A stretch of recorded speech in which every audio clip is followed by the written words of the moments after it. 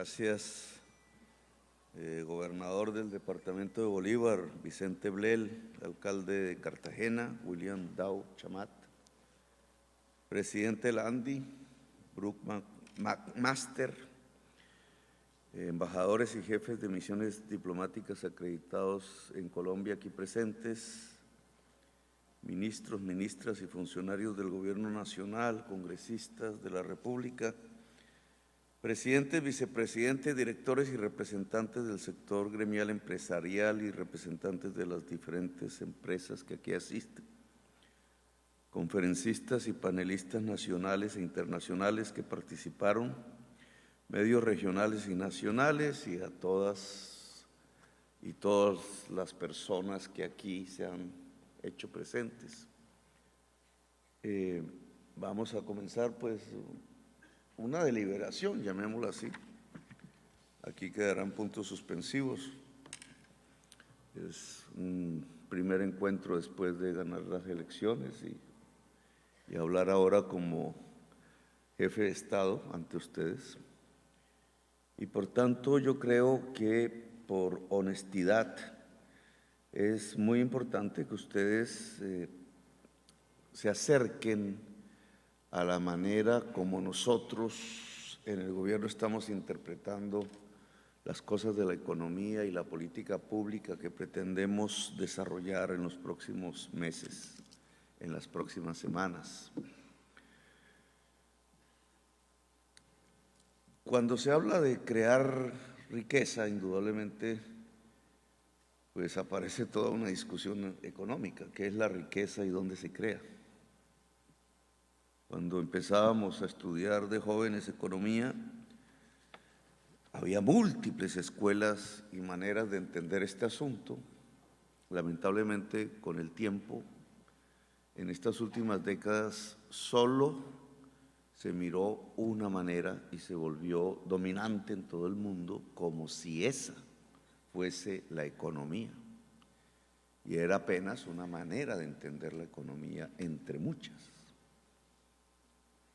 En medio de esta crisis económica mundial que estalló desde el 2008 y no termina, al contrario, parece arreciar por las últimas noticias, el COVID fue apenas un episodio en medio de la crisis.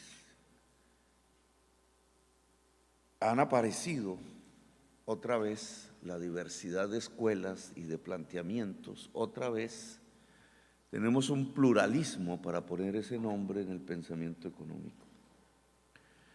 Y por tanto, se puede hablar un poco con libertad en relación a estas concepciones y a planteárselas a ustedes, porque hacen parte del gobierno nacional. ¿Qué es riqueza? ¿Y cómo se crea? Tiene usted razón en que nosotros, desde la campaña y desde antes, estamos planteando la necesidad de crear riqueza en Colombia. No estamos planteando simplemente cómo distribuir lo que existe, que es muy pobre, sino de cómo crear riqueza. Pusimos una comparación en campaña, en los debates. Miremos el caso coreano, porque siempre me ha parecido sugerente, dado que nuestros abuelos se fueron a pelear allá hace 70 años. Y ese hecho debería ponernos a pensar un poco, porque cuando fuimos ellos, los abuelos, a pelear allá, nosotros éramos 2 veces más ricos que ellos. Y 70 años después ellos son 6 veces más ricos que nosotros. ¿Qué pasó? Si uno mirara por televisión el trayecto de las noticias económicas, la impresión que daría es que nosotros somos perfectos y que lo hemos hecho todo bien y que hemos utilizado la, dicen así, ortodoxia económica como ningún otro país. Pero si nos comparamos con Corea en ese lapso, desde que fuimos a pelear allá hasta la fecha, pues ellos lo hicieron bien, nosotros mal. La visión mediática es contraria a la realidad de los datos. ¿Cómo los coreanos pudieron siendo la mitad de ricos que nosotros, volverse 6 veces más ricos. Y ante ese cuestionamiento, esa pregunta, digamos, apareció una serie de tesis que me parece que fueron importantes en el desarrollo del último debate electoral. Es que la riqueza es el trabajo. Es más rico un país y tiene más capacidad de trabajar que otro. Eso es el ABC desde Adam Smith de la economía clásica, política. La riqueza está en el trabajo. Y entonces surge la pregunta, ese trabajo que crea riqueza, ¿en dónde es que se encuentra en la economía? ¿Todo trabajo en la economía genera riqueza? Pues la discusión es pertinente, porque el límite entre lo que es y no es generador de riqueza, sino apenas una transferencia de riqueza, es la producción. Se genera riqueza en la producción. Hay actividades que no son productivas, pero que son necesarias para que exista producción. Por ejemplo, el comercio, por ejemplo, la banca, por ejemplo, alquilar un edificio donde poner la fábrica. Si no está el alquiler de ese edificio, pues no está la fábrica. Pero esas actividades en sí mismas no son generadoras de la riqueza. Son necesarias para la generación de la riqueza, pero el corazón de la generación de la riqueza es la producción.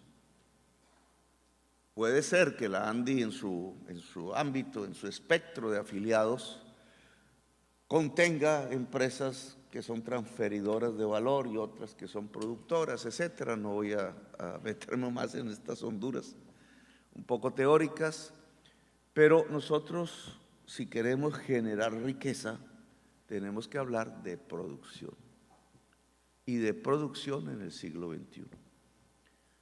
Cuando se acerca uno al gobierno, ¿dónde encuentra uno en las instituciones del gobierno?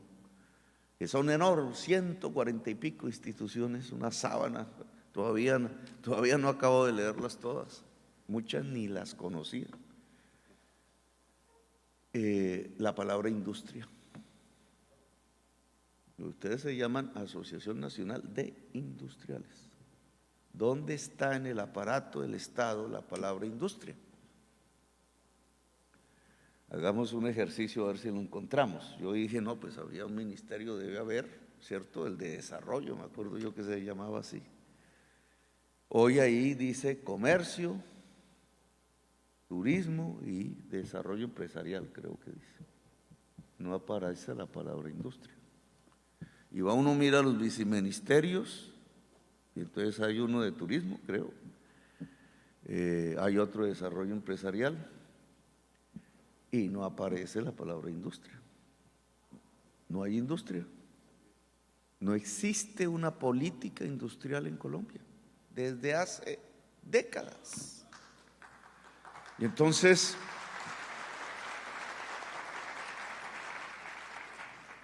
estamos ante el reto que sin institucionalidad propia, específica, con los acumulados que eso hubiera podido tener a través de los años, tenemos que construir una política industrial. ¿Por qué hay que construir una política industrial? Porque es en la producción donde se genera la riqueza. ¿Y cuáles son las actividades productivas entonces? ¿En qué consiste la producción? ¿Qué la conforma? Cuando uno habla de producción, entonces tiene que hablar de agricultura, la transformación de las cosas. Tiene uno que hablar de agroindustria, tiene uno que hablar de industria. El turismo en cierta forma hace parte de este tipo de categorías, pero específicamente tiene uno que hablar de industria entonces. Producir es agricultura e industria. Una política industrial nos ayudaría a crear riqueza en el país.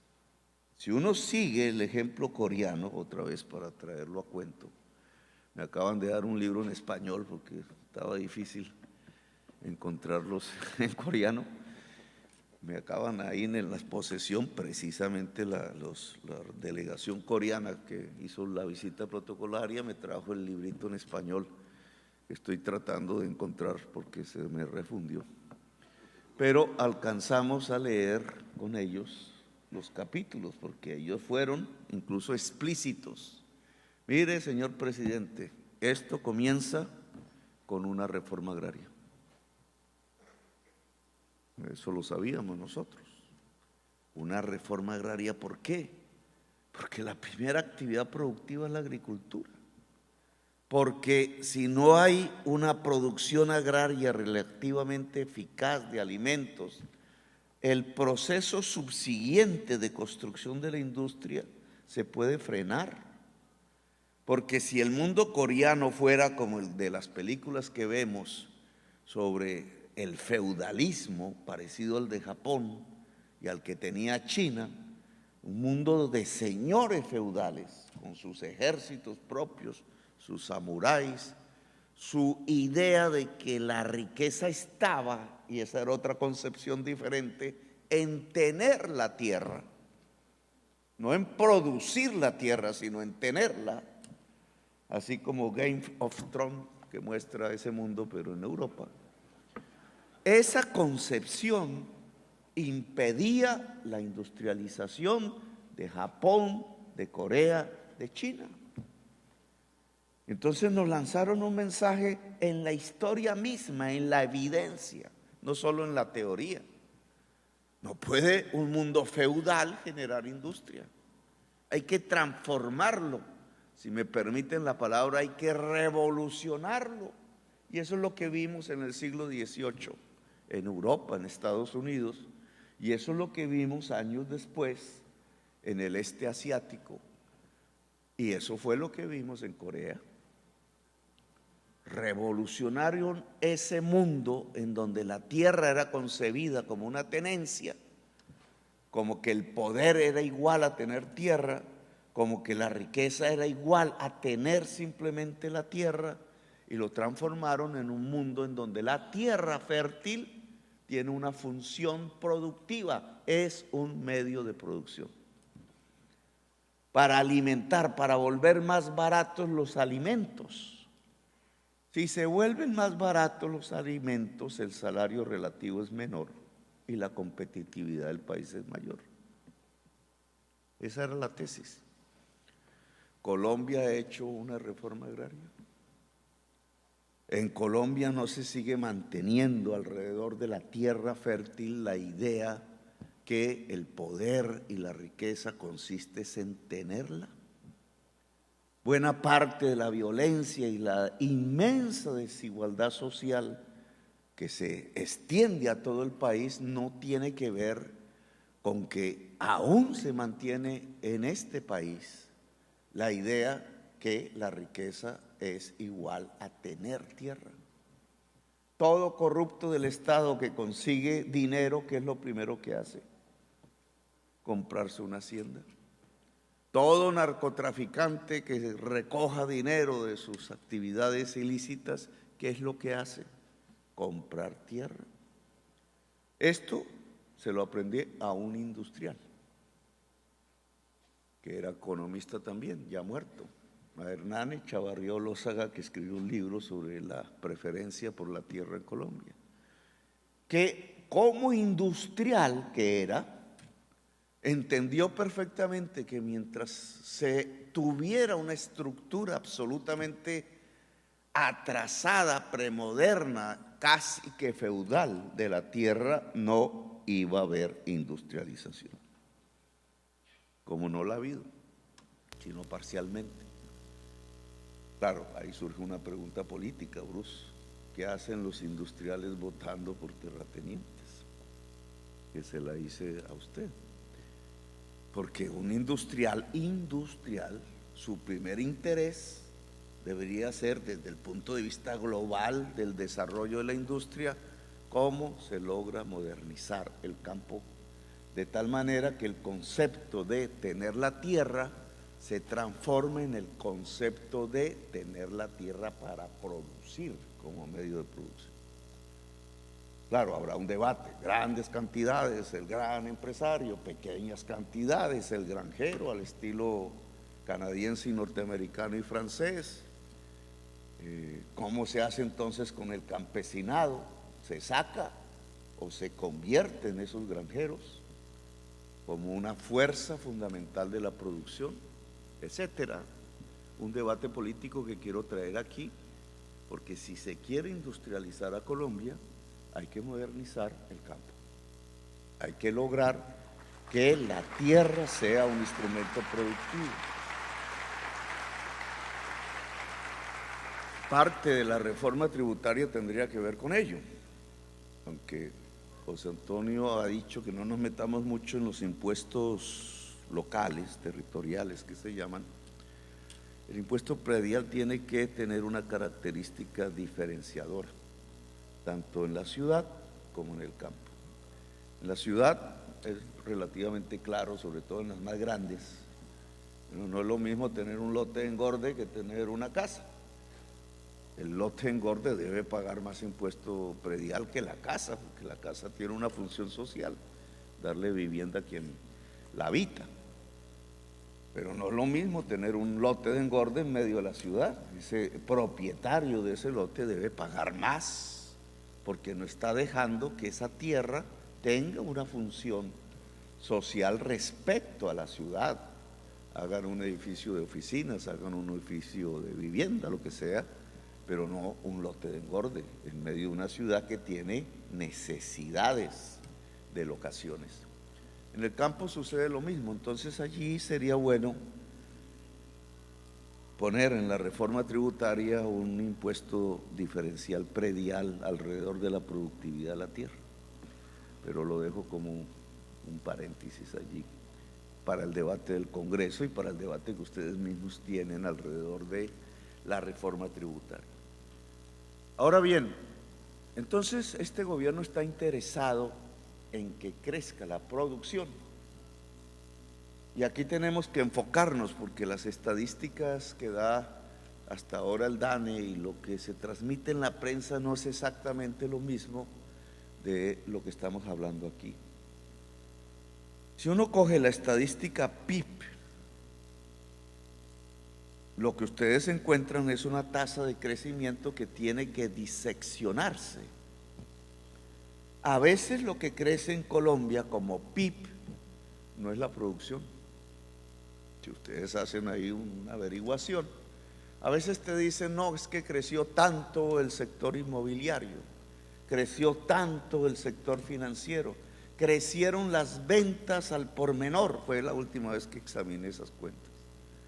Ventas al por menor. ¿Qué son las ventas al por menor? Las del vendedor ambulante. Cuando llegaron los venezolanos, que muchos se dedicaron a las ventas ambulantes, pues creció el comercio al por menor y la estadística PIB creció, y el presidente entonces sacó pecho y dijo, mire cómo hago crecer la economía. Ah, pero no creció el empleo. ¿Por qué? Tan raro, ¿no? Si crece la economía, ¿por qué no crece el empleo? Se preguntan algunos periodistas y analistas. Porque lo que estamos midiendo como crecimiento no es la producción, que es donde crece el empleo realmente. No estamos midiendo la creación de riqueza, estamos midiendo transferencias de la riqueza. Los periodistas se han inventado el término economía real, ¿vale? La economía real es la que produce. Y nosotros tendríamos, y lo voy a sugerir para el DANE en los años que están por venir, que medir realmente detrás de esa estadística del PIB lo que se llama crecimiento de la economía real, es decir, la agricultura, la industria, sus intermedios, la generación de riqueza en el país real, no las transferencias de riqueza. ¿Qué pasa si en los tiempos de COVID la agricultura, la industria se desplomaron con números rojos y el sector financiero creció con números azules. Pues de pronto el PIB no cayó tanto, medido así, pero la realidad entonces de lo que sucedió es que hubo una transferencia de riqueza del sector productivo al sector financiero. Es decir, no se generó riqueza, se destruyó riqueza durante el tiempo del COVID. Si nos metemos así dentro de esta concepción, tendríamos que hablar entonces de cómo es que vamos a hacer crecer la producción en Colombia, para ponerlo en términos más concretos. ¿Cuál va a ser la política agraria y cuál va a ser la política industrial del gobierno? Aquí surgen en los prejuicios, por ejemplo, la tesis que el gobierno va a pretender que entonces ese crecimiento de riqueza, tal como lo hemos definido aquí, lo haga exclusivamente el Estado. Una estatización de la economía. Todos los debates siempre me preguntaban lo mismo: ¿de qué usted va a expropiar? Y entonces la respuesta es no, no estamos interesados, no creemos, eso falló en el pasado, en el mundo, no solo, no es una experiencia colombiana, es una experiencia mundial, que una estatización de la generación de riqueza no dispara esa generación de riqueza, sino que la puede aniquilar. Entonces dirán, es que entonces solo el sector privado, como se denomina en la prensa, va a ser la generadora de la riqueza, es decir, de la producción. Y tengo que decirles que tampoco. Usted habla de lo público-privado, que se puso de moda como concepto. No puede ser por las siguientes razones. Cuando, y otra vez vuelvo a la teoría, el mundo económico, los hacedores de política económica en todos los países, incluido en Colombia, fundaron la política económica en los últimos 30 años o más sobre un paradigma que estudiábamos como estudiantes. Había que saber cálculo para poderlo entender, cálculo diferencial, porque muy elegantemente el profesor llenaba el tablero de fórmulas y entenderlo era difícil, pero entonces uno decía, pues eso tiene que ser verdad, porque tanta matemática metida ahí debe ser ciencia. El resultado del modelo económico decía: si se deja actuar el mercado libremente, se maximiza el bienestar de una sociedad, de un individuo, de un mundo. Se le llama eso el teorema de Walras. Es la teoría del bienestar, se llama así. Walras era un suizo que pensaba en el pan, en las camisas, no estaba pensando en otras dimensiones para la época que hizo su estudio. Y ese paradigma se convirtió en fundamental, casi que en religión.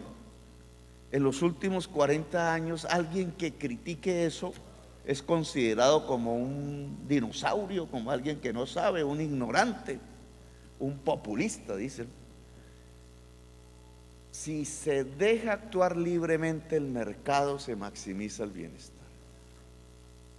¿Cuál es la evidencia hoy? Hoy, esta teoría es de hace casi más de un siglo, pero práctica y dominante desde hace 40 años. ¿Cuál es la evidencia? Que si se deja actuar libremente el mercado, nos extinguimos. Eso se llama la crisis climática. La crisis climática, según la ciencia, nos lleva a la extinción. El virus que vivimos, los estudios de Cambridge todavía sin confirmación, lanzaron la hipótesis que ese virus realmente llega al ser humano por un contacto de murciélagos que han cambiado su ruta tradicional, porque las frutas que comían cambiaron su geografía porque el clima cambió. Es decir, que detrás está la crisis climática, ¿Qué está detrás de la guerra entre Ucrania y Rusia? Un tubo de gas, del cual depende Europa Occidental. ¿Por qué Europa Occidental depende del gas? No que teníamos que quitar los gases de efecto invernadero, porque el capitalismo europeo occidental no ha sido lo suficientemente rápido para pasar a energías limpias y depende del tubo ruso. Y eso es guerra, como era al principio el petróleo de este siglo, etcétera. Es decir, la crisis climática, de acuerdo a la ciencia, y el virus es un ejemplo probable, nos lleva a la extinción. Nuestros hijos vivirán muy mal respecto a lo que hemos vivido nosotros, y ni hablemos de los nietos. Y los años que nosotros viviremos hacia adelante, y esto suena apocalíptico, serán peores que los años que hemos vivido. Los gobiernos se dedicarán a gobernar de emergencia en emergencia. Ya lo estamos viendo, ¿no? Acaba de pasar el COVID y viene una oleada invernal peor que la del 2010 en este semestre. ¿Cuánto nos va a costar? Y así se va desarrollando y desencadenando una realidad que nos demuestra evidentemente que no llegamos a un mundo de bienestar, que no era cierto que se maximizaba el bienestar, es decir, que Walras se equivocó. Pero el problema no es de Walras, sino de quienes hicieron de ese paradigma el pensamiento dominante de todo el universo en la Tierra. El paradigma se desplomó. No es evidente, es contraevidente. El paradigma económico dominante de los últimos 30 años se desplomó como un castillo de naipes. ¿Y qué están haciendo los países? Buscando alternativas. Volviendo a Keynes, unos, ahora leen a la Mazzucato, otras. Mazzucato vuelve a plantear lo que ya hace 2 siglos planteaban los economistas clásicos. Allá en España le ponen impuestos a las eléctricas y a los bancos. Biden dice hay que ponerle impuestos a los más ricos. Lo mismo dice Lasso, un banquero de 40 años de ser banquero y con fama de derechas en Ecuador. Y lo mismo dice el izquierdista Boric. Y entonces, ¿qué está pasando en el mundo? Está pasando que realmente no podemos seguir por los mismos caminos que teníamos. Se desplomó el paradigma económico. Ahora, ¿significa que hay que acabar el mercado por decreto? No. Significa que tiene que aparecer el Estado, incluso bajo fórmulas nuevas de integración multilateral. Significa que el Estado tenía una importancia.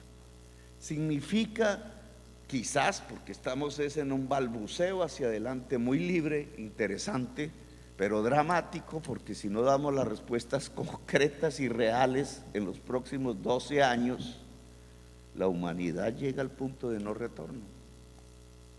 Es una situación interesante pero dramática. Significa que quizás es con el mercado y con el Estado, y que ese Estado ya no es simplemente nacional, sino que tiene que dialogar en el globo. ¿Y esto entonces qué tiene que ver con la política económica colombiana en los próximos 4 años? En que nos toca cambiar la concepción. Y lo que les proponemos es lo siguiente. 1, ¿puede la industria crecer en un mundo, en una sociedad profundamente desigual y violenta? La violencia se debe a la desigualdad. ¿Puede? Las industrias del mundo, los países que llamamos industrializados, crecen alrededor de contextos de desigualdad social profunda. Puse el ejemplo de Corea, China y Japón. La respuesta es no. China es tan igualitaria, Corea es tan igualitaria como Alemania. Es más, Corea es igualitaria antes de impuestos. Nosotros, con la desigualdad social que tenemos, ¿podremos entonces industrializar el país? La evidencia dice que no. Primer concepto entonces que deberíamos trabajar comúnmente.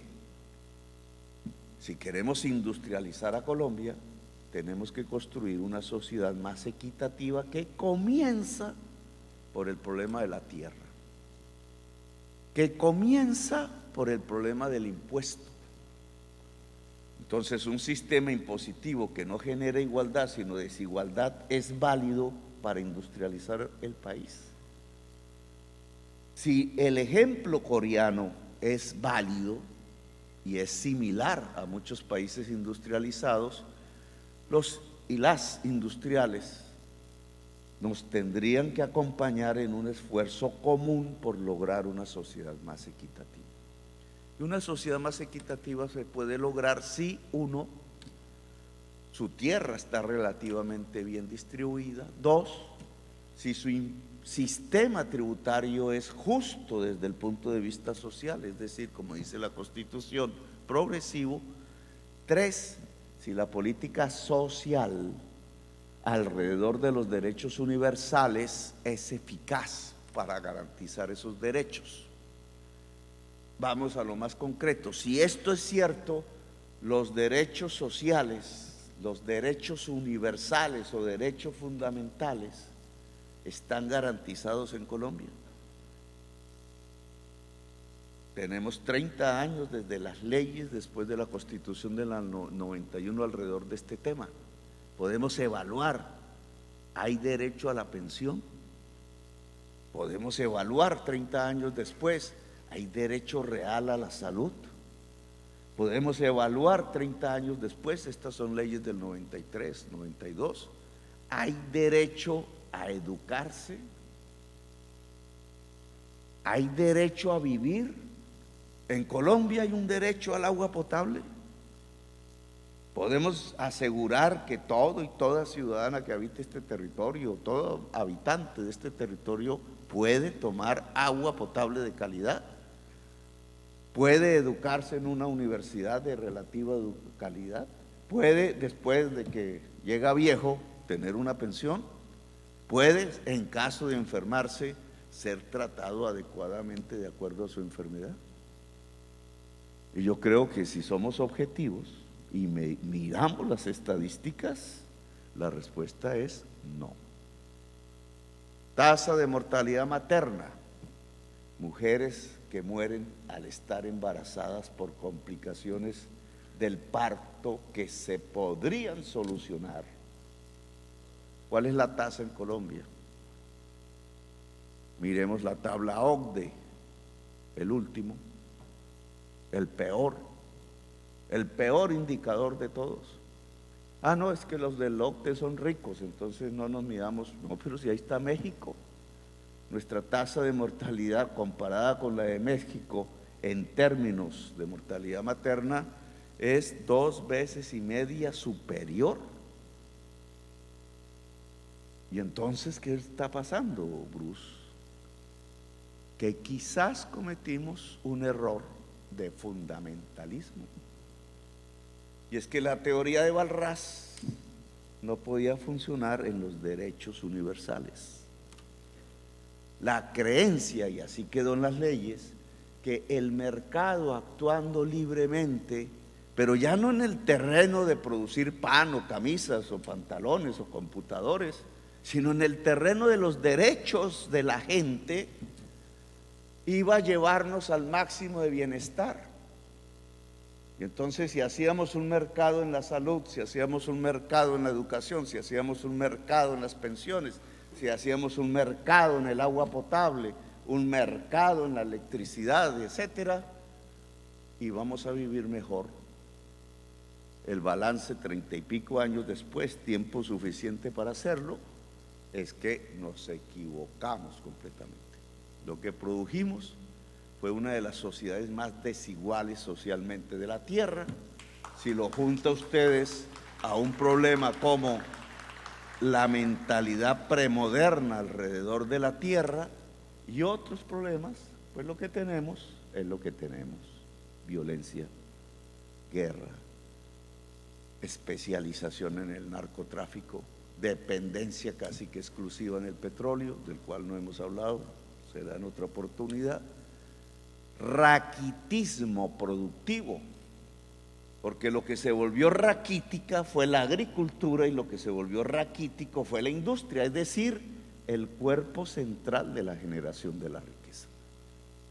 En donde se genera la riqueza, cundió una enfermedad que se llama raquitismo. Propuesta, esos derechos fundamentales en donde se puede construir igualdad social, tienen que tener un sistema que no es exclusivamente del mercado. Tiene que ser un sistema en donde sí se pueda usar el mercado, pero el Estado tiene que tener un papel rector en la salud, en la educación, en el agua potable, en la electricidad, en la pensión. Y por eso hemos lanzado una serie de propuestas que están a discusión, obviamente, y que serán discutidas por el Congreso y la sociedad. Una primera, esta de la reforma tributaria para construir más justicia social. Pero quiero que se entienda un poco por qué nos movemos en ese terreno. Porque el mercado no fue capaz de garantizar por sí mismo derechos universales. ¿Por qué queremos derechos universales? Porque la sociedad se vuelve más igualitaria. ¿Para qué una sociedad más igualitaria? Porque es la sociedad que permite producir, es decir, generar riqueza, como Corea nos lo demuestra, para solo hablar de Corea, no tomar otro campo. Ahora bien, entonces, al lado de posibilitar derechos universales, que bien alguien podría decir, y bueno, ¿y cómo se financian? Pues se financian de impuestos. ¿Y de dónde salen los impuestos? De la producción, diría alguien perfectamente. El impuesto es una transferencia de valor, no es una generación en sí misma de valor, es una transferencia de valor al Estado. ¿Para qué? Pues no es para que se lo roben, no es para que nos lo gastemos en triquitraques y bombas matándonos entre nosotros mismos, es una tontería. Es la realidad, pero es una tontería histórica como sociedad. Es para que se puedan garantizar los derechos universales para construir una sociedad más igualitaria, y es para que se pueda construir la infraestructura común que permite la producción. La producción, y vamos, no depende de un empresario. La producción no depende incluso de todos los y las empresarias juntas. Podrían todas ponerse a producir y faltan una serie de requisitos que es lo que permite la producción en el siglo XXI. Por ejemplo, saber, porque la producción, ustedes lo saben, cada vez necesita más saber intensivo. Una máquina de hoy es un condensado de saber. Nosotros no hacemos casi ninguna, nos toca importarlas. Necesita conectividad. Ustedes saben que las máquinas se mueven en el suelo con electricidad, logran una automatización gracias a esa electricidad, pero se guían ya no por un trabajador que mueve las máquinas, sino por un computador que mueve un trabajador o una trabajadora, que tiene que saber cómo se usa el computador. Fui a la clínica de Luis Carlos Sarmiento, que inauguró sobre el cáncer, y me visitó antes de que la inaugurara Duque. Me invitó el día antes para que no nos encontráramos decente, porque claro, dijo, no, pues yo traigo a Duque y al otro día se posesiona Petro, y entonces es mejor traer a Petro, así sea en forma privada. Y me mostró la clínica y había unas máquinas que me dejaron sorprendido. Unas máquinas, ese es el esquema, el modelo de salud de estilo norteamericano, que depende más de la tecnología que del médico. Y entonces vi digamos, una máquina inmensa, un cuarto inmenso para hacer operaciones sin bisturí, solo con el rayo X, rayo, no sé qué, rayo láser. Y entonces vi a la médica, estaba todo el equipo médico ahí, de ese aparato que se movía casi solo. Ella estaba como los niños con los jueguitos esos, estaba así, chi, pues estaba moviendo la máquina. Y entonces le pregunté a la médica, ¿y usted dónde estudió eso? Ella había sido primero pues médica, seguro se especializó en oncología, seguro cirujana, hizo todo, años, pero tuvo que irse a Estados Unidos, a donde el fabricante de la máquina, para saber cómo se manejaba la máquina, que es como un juego de niño. ¿Y qué hizo? Pues obviamente se adaptó como fuerza de trabajo a una nueva tecnología, pero aquí el tema es, ¿y esa máquina quién la hizo? O sea, la médica tiene que saber manejar una máquina. ¿Quién hizo la máquina? Pues un colectivo inmenso de trabajadores y trabajadoras que ya no usan la fuerza muscular, como la cirujana tampoco la usa, simplemente para mover los dedos, sino que usa la fuerza del cerebro. Entonces, si no se sabe en una sociedad, si no tenemos electricidad en una sociedad, si no tenemos conectividad en una sociedad y si no tenemos energías limpias, ¿cómo podemos hablar de una política de industrialización en este siglo? Y eso que se llama electricidad, que se llama conectividad, que se llama saberes, ¿quién los garantiza? Entonces no puede ser el empresario individual. Luis Carlos Sarmiento tuvo con qué comprar eso, pero él no podía generar él solo la máquina y el saber de los médicos, etcétera. Eso lo garantiza el Estado. Y aquí entonces aparece otro paradigma. La producción necesita el empuje privado, individual, el capital y el Estado. Y el Estado obviamente tiene que financiarse. Luego, la importancia del Estado vuelve a crecer en las sociedades. Una política de industrialización implica que sea conducida por un Estado, que sea pensada en un Estado democrático, es decir, una sociedad condensada en un Estado. Implica industrializar un país con un Estado al frente para la industrialización. Lección: Corea. No es el libre mercado solo. Si el libre mercado lo dejamos actuar en Colombia, nos va llevando solamente a sacar petróleo y cocaína, porque es donde hay ventaja comparativa, y nos va arruinando al papero, al maicero, al agroindustrial, al industrial de las camisas, de los pantalones, etcétera. Nos vamos especializando en donde no queremos especializarnos. El Estado es el que puede reconducir, ¿no? ¿Y por qué? Claro, tiene que hacer universidades, claro, tiene que tender la fibra óptica, puede contratar empresas privadas para atender la fibra óptica, tiene que hacer crecer la calidad de la educación superior y cubrir a toda la sociedad, tiene que traer y construir y generar las energías limpias, etcétera. Necesitamos Estado. Y esa es la propuesta que estamos haciendo. Ahora, cuando usted junta entonces un mundo privado con el Estado, aparece la propuesta ahora sí de Mazzucato.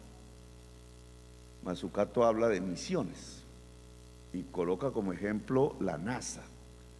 ¿Quién es el propietario de la NASA? El Estado. ¿Pero qué hace la NASA? Se inventa un viaje espacial y todas las tuercas, tornillos, etcétera, circuitos de la nave espacial las hacen los empresarios privados por pedazos. Ninguno hace todo, ahí están en ese intento. La NASA encaja, proyecta, planifica y logra poner un hombre en la luna. La cantidad de empresarios, de empresas privadas ligadas a esa misión, innumerables, crecen. Y es lo que propone Mazzucato. Se necesita el Estado que genera la misión y entonces una red prácticamente inmensa, dependiendo de la misión privada, ¿qué crece alrededor de ese objetivo? Si lo traemos al caso colombiano, ¿qué podríamos plantear como misiones? Público-privadas, mercado y Estado. Pues yo les propongo varias. Una, acabar el hambre, que tiene que ver mucho con la tierra y con la agricultura y la producción de alimentos, de los fertilizantes, pero es una misión acabar el hambre. Podemos acabar el hambre. ¿Tenemos con qué? ¿Está la tierra ahí? Hagamos una misión público-privada, Estado dirigiendo y muchísima gente del sector privado, rica y no tan rica y hasta campesina, que se pueda enriquecer para lograr hambre cero en Colombia. Una misión. Hagamos otra misión. Industrialicemos el país a partir de las energías limpias. Usted lo ha hecho bien, ¿cierto? Es una oportunidad para Colombia. O sea, si las tasas carbón crecen en el mundo, los productos colombianos son más baratos. Y si son más baratos, podemos vender. ¿Por qué no lo intentamos? Eso implica entonces generación de energía solar, de energía eólica. Se puede hacer en una casa, se puede hacer en los municipios, se puede hacer en grandes granjas o en el techo de mi casa. Implica descarbonizar los procedimientos, pasar del gas a la electricidad y garantizar una matriz 100% limpia en la electricidad. Planteabas el tema del gas, que no me gusta, porque no es limpio. Pero ¿y por qué no hay un sistema eléctrico americano interconectado? ¿Por qué no podemos plantearnos un mapa en donde veamos si se puede construir un sistema eléctrico americano y ponerle las energías limpias? No tenemos el norte de México, el norte de Chile, los vientos de la Patagonia, los vientos de la Guajira. No tenemos las posibilidades del agua en Colombia, del agua en Perú. No podemos, a través de una matriz de energías limpias, incluso vender energía eléctrica a Estados Unidos y Canadá. Alguien dirá, ¿y con qué se financia? Con las petroleras, que pueden transitar hacia otro mundo de energías limpias. ¿Y para qué una red eléctrica basada en energías limpias? Porque la energía saldría más barata y sobre todo los productos saldrían con menos huella carbón y por tanto los productos generados en estas economías podrían venderse más en un mundo que tiene que gravar y encarecer los productos que más emiten gases de efecto invernadero. Una oportunidad económica. Puede ser eso una misión en donde el Estado jalona, pero se juntan las redes empresariales. Podemos hablar de otras misiones, estaríamos abiertos a esa discusión, pero obviamente no podemos hacer 1000, hagamos 3, 4 bien hechas, en donde entonces el Estado conduce un esfuerzo privado que garantice efectividad en el camino de la industrialización de Colombia. Que terminemos exportando productos industriales, que dejemos de tener esa matriz exportadora que es bastante vulnerable porque solo tiene carbón y petróleo, es decir, lo que se tiene que acabar, y después por allá todavía el café. Podemos. Para eso tenemos que hablar. Para eso hay que montar un centro planificador que teníamos, pero que hay que hacer crecer. Para eso hay que traer expertos, ¿sí? O nacionales y extranjeros, ¿sí? Para eso tenemos que hacer mesas, para eso tenemos que plantear un diálogo social, para eso es que es la reforma tributaria, para eso es que hay que modernizar la tierra, con todo lo que implica desde el punto de vista de la tensión política, pero hay que hacerlo. Para eso podemos lograr entonces un país que no se va a llamar socialista, porque tiene Estado y mercado. ¿Cómo se va a llamar? No tengo ni idea, porque es una búsqueda de la humanidad. No es neoliberalismo, se acabó. Es una sociedad más justa, una sociedad que le pueda decir al mundo: oiga, si seguimos todos por este camino, la extinción de la humanidad se aleja en el tiempo, porque podemos lograr descarbonizar la economía, que es lo que estamos proponiendo en nuestro programa. No porque seamos los responsables de la crisis mundial, sino porque ahí hay una oportunidad para Colombia de saltar en la punta, en las vanguardias, no de ser el patio trasero como siempre hemos sido, la cola de ratón, sino que podemos pasar a vanguardias en muchos temas, en la energía, en la agricultura, en procesos industriales descarbonizados, en la alianza Estado-mercado, en la alianza entre lo privado y lo público, en la posibilidad de, siendo una de las sociedades más desiguales del planeta, pasar a ser una sociedad justa y equitativa, en la inmensa posibilidad e inmenso reto de pasar de ser una de las sociedades más violentas del mundo para construir una sociedad en paz. Esa es la invitación que les hacemos, así que gracias por haberme invitado a esta velada